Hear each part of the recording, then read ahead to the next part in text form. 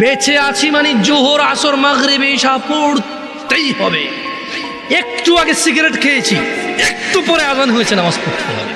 একটু আগে পর্নোগ্রাফি উলঙ্গ সিনেমা দেখেছি, একটু পরে আজান হয়েছে, নামাজ পড়তেই হবে।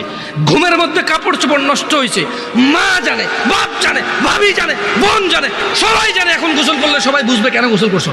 সবাই বুঝলে বুঝুক, না বুঝলে নাই। আরে বুঝলেই কি না বুঝলেই কি, আমার কাপড় নষ্ট হয়েছে, গোসল আমার ফরজ হয়েছে, আমি গোসল করবো, নামাজ পড়বো। রাতে আমার ঘুম আসে নাই, বন্ধু বান্ধবের পাল্লায় পড়ে সারা রাত বসে বসে উলঙ্গ ছবি দেখেছি, যা অত্যন্ত ঘৃণিত এবং যা আমার জীবনকে তছনছ করে দেবে, যা আমার জীবনের বরকত নষ্ট করে দেবে, যা আমাকে লাঞ্ছিত অপমানিত করবে, এমন অপরাধে লিপ্ত ছিলাম। কারণ এই জানাবে বিচার যে করবে, যে জানার সাথে জড়িত, সে অপদস্থ হবেই হবে। আপনি আখিরাতে তো তার আছেই। এই একটাই অপরাধ জানাবে বিচার, একটাই অপরাধ অশ্লীলতা, যেটা শাস্তি আল্লাহ দুনিয়াতে দিয়ে দেয়। কোথায় দেয়? আখিরাতে তো আছেই। সারা রাত উলঙ্গ ছবি দেখেছো, দেখে নিজের জামা কাপড় নষ্ট করেছো, অপবিত্র করেছো নিজেকে, অসুবিধা নাই। গুনাহ যা হওয়ার হয়ে গেছে, গুনাহ নিয়ে পড়ে থাকলে চলবে না।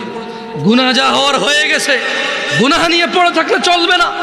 যাও গোসল করো, ফজরে আযান হয়েছে, সালাতে যাও, 2 রাকাত সুন্নত পড়ে আল্লাহর কাছে ক্ষমা চাও, 2 রাকাত ফরজ পড়ে আল্লাহর কাছে ক্ষমা চাও। আর দেখবা না, প্রতিজ্ঞা করো। আবার দেখে ফেলেছো, অসুবিধা নাই, জোহরে আযান হয়েছে, যাও মসজিদে যাও, গোসল করো, 2 রাকাত নামাজ পড়ো, আল্লাহর কাছে ক্ষমা চাও, প্রতিজ্ঞা করো, আর দেখবা না।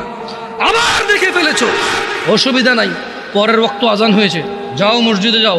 কারণ মনে রাখবা, সকল অপরাধ গুনাহ নামাজ যদি ছুটে যায় কুফরিয়া শিরকি হয়ে যাবে।